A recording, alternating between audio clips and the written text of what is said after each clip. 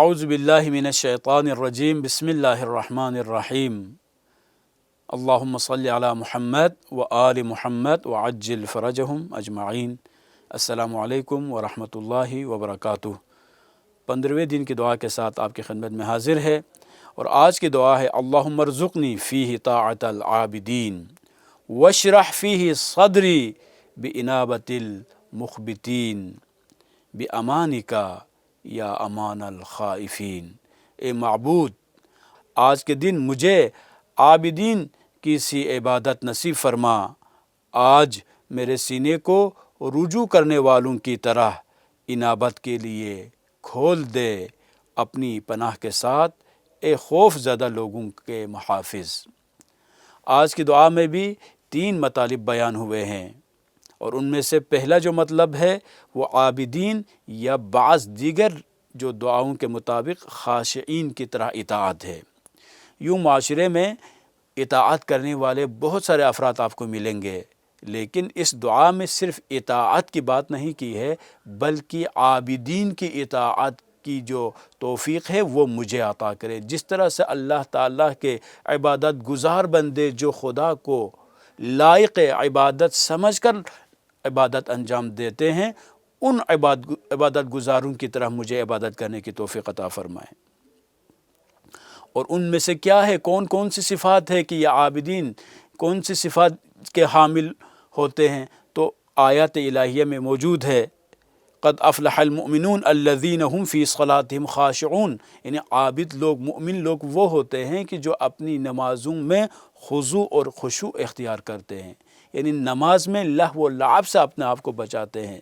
نماز کو اللہ کی مرضی کے لیے وہ انجام دیتے ہیں، نماز پڑھتے ہیں، نماز کو کسی ریا کی خاطر کسی کو دکھانے کے لیے نہیں پڑھتے۔ عابد جو افراد ہوتے ہیں، خاشع جو افراد ہوتے ہیں، ان افراد میں یہ صفت پائی جاتی ہے کہ وہ اپنے رب سے قریب ہونے کے لیے، اس تقرب الہی کے حصول کے خاطر ان اعمال میں سے جو بہترین اعمال ہے ان کو بجا لاتے ہیں۔ فار ایگزامپل، اگر وہی نماز اگر پڑھ رہے ہیں تو نماز میں بھی مختلف حالات ہیں، کبھی قیام کے حالت میں، کبھی رکوع کے حالت میں، کبھی سجود کے حالت میں، یہ مختلف حالتیں موجود ہیں، لیکن یہ جو عبادت گزار بندے ہوتے ہیں وہ جب نماز پڑھ رہے ہوتے ہیں تو اس وقت اقرب، جیسے کہ رسالت مآب صلی اللہ علیہ وآلہ وسلم سے مروی ہے، اقرب ما یکون العبد من ربہ وہو ساجد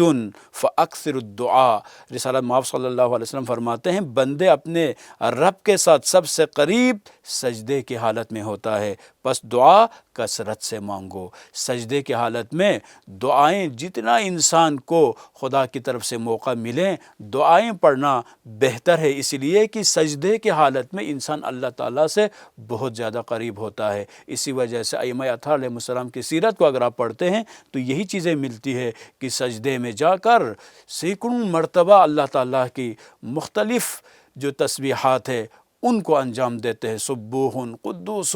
کبھی مختلف دعائیں ہمیں خود پڑھ کر ہمیں سکھا رہے ہوتے ہیں کہ چونکہ انسان کے اعضاء و جوارح میں سے سب سے زیادہ جس کی قیمت ہے، یہ سب سے زیادہ جس کی وجہ سے انسان تکبر اور غرور میں مبتلا ہوتا ہے، وہ انسان کا سر ہے، کہ کوئی بھی انسان یہ نہیں چاہتا کہ وہ سر جھکائے کسی کے آگے۔ تو اس وقت جب یہ انسان سجدے کی حالت میں ہوتا ہے تو اپنی اس پیشانی کو، جب اپنی پیشانی کو سجدے میں، سجدہ گاہ پر جب رکھتا ہے، یعنی تو اس ذات کے آگے جب سر جھکاتا ہے خضوع اور خشوع کی حالت میں، مکمل طور پر عاجزی کی حالت میں، یہ بتانے کے لیے کہ خدایا میں عبد ذلیل ہوں اور رب کریم کی بارگاہ میں حاضر ہوا ہوں۔ تو یہی دعائیں ہیں کہ جو انسان کی زندگی کو قیمتی زندگی بناتی ہے۔ اور اسی طرح سے امیر المؤمنین سے ایک اور روایت بھی موجود ہے جس میں مولا فرماتے ہیں اقرب الخلق الی اللہ المتواضعون۔ اللہ کے نزدیک سب سے محبوب بندے وہ ہیں کہ جو عاجزی اختیار کرتے ہیں، کہ عاجزی یہ کوئی بری صفت نہیں ہے۔ بارگاہ الہی میں اگر جا کر عاجزی کا کوئی مظاہرہ کرتا ہے تو یہ عین عبادت ہے، بلکہ اس عاجزی کی وجہ سے عبادت میں مزید حسن پیدا ہوتا ہے۔ تو صرف عبادت کرنا کافی نہیں ہے، بلکہ ہمیشہ یہ کوشش ہونی چاہیے کہ میں یہ جو عبادات انجام دے رہا ہوں کہ میری عبادات کن لوگوں کی عبادات کی طرح ہے۔ ہمیں اللہ تعالیٰ نے رسالت مآب صلی اللہ علیہ وآلہ وسلم اور ائمہ اطہار علیہ السلام کی شکل میں رول ماڈل عطا کیا ہے۔ لقد کان لکم فی رسول اللہ اسوۃ حسنہ، رسول اللہ کی زندگی میں تمہارے لیے نمونہ عمل موجود ہے۔ لہٰذا ہمیں جس طرح سے باقی زندگی کے معاملات میں رسول کو فالو کرنا ضروری ہے، اسی طرح سے عبادات میں بھی رسالت مآب صلی اللہ علیہ وآلہ وسلم کی اطاعت کرنا۔ وہ جس طرح سے نماز پڑھتے ہیں اسی طرح سے ہمیں بھی نماز پڑھنا یہ ضروری ہے۔ دوسرا اہم پوائنٹ جو اس دعا میں بیان ہوا ہے، وَاشْرَحْ فِيهِ صَدْرِي بِإِنَابَةِ الْمُخْبِتِينَ، اور آج میرے سینے کو رجوع کرنے والوں کی طرح انابت کے لیے کھول دے۔ یہ شرح صدر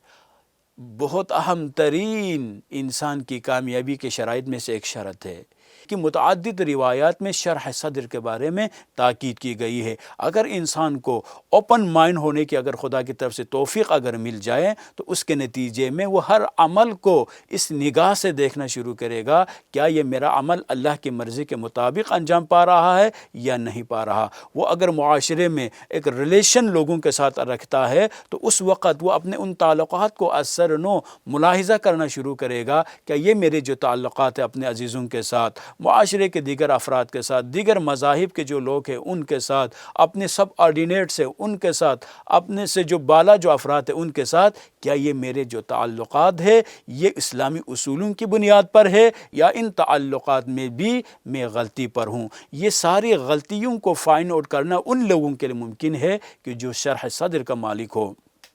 اور جو شرح صدر کے جو لوگ مالک ہوتے ہیں وہی بارگاہ الہی میں حاضر ہوتے ہیں۔ کیوں؟ اس لیے کہ جب وہ اپنی غلطیوں کی طرف جب وہ متوجہ ہوتے ہیں، غلطیوں کو جب وہ ادراک کرتے ہیں، آئیڈینٹیفیکیشن آف پرابلمس جس کو کہا جاتا ہے، جب مشکل کو جب یہ فائنڈ آؤٹ کرتا ہے، اس کے بعد اپنی اس غلطی کے بارے میں اس کو احساس پیدا ہونا شروع ہو جاتا ہے، اور اس احساس ندامت کے نتیجے میں وہ اس غلطی سے درگزر کرنے کے لیے، اس غلطی سے بخشش کی خاطر وہ بارگاہ الہی میں حاضر ہوتا ہے۔ اس لیے رسالت مآب صلی اللہ علیہ وآلہ وسلم اس دعا میں فرمان وَاشْرَحْ فِيهِ صَدْرِي بِإِنَابَةِ الْمُخْبِتِينَ کہ، اور آیت قرآنی بھی موجود ہے، افمن شرح اللہ صدرہ للاسلام فہو علی نور من ربہ، کیا وہ شخص جس کا سینہ اللہ نے اسلام کے لیے کھول دیا ہو وہ اپنے رب کے نور پر ہوگا، یعنی کہ جن کے دل کو اللہ تعالیٰ نے اسلام کے لیے کھول دیا ہے یقیناً وہ نور الہی کو حاصل کرنے میں کامیاب ہوتا ہے۔ اسی طرح سے اللہم اشرح لی صدری ویسر لی امری، یہ دعا حضرت موسیٰ علیہ السلام کی آپ کو قرآن میں ملتی ہے، اے اللہ میرے سینے کو کھول دے اور میرے معاملات کو آسان کر دے۔ شرح صدر کی دعا تمام انبیاء علیہ السلام کی تعلیمات میں ہمیں ملتی ہے۔ خود رسالت مآب صلی اللہ علیہ وآلہ وسلم بھی اللہ کی بارگاہ میں دعا کرتے تھے کہ خدایا میرے سینے کو کھول دے۔ اور تیسرا جو پوائنٹ ہے وہ ہے خوف سے نجات، بِأَمَانِكَ يَا أَمَانَ الْخَائِفِينَ، اپنی پناہ کے ساتھ اے خوف زدہ لوگوں کے محافظ۔ اور یہ متعدد آیات میں پہلے بھی ہم ذکر کر چکے ہیں، آئندہ بھی یہی دعا ہماری ہوتی رہے گی کہ ہمیں ہمیشہ خدا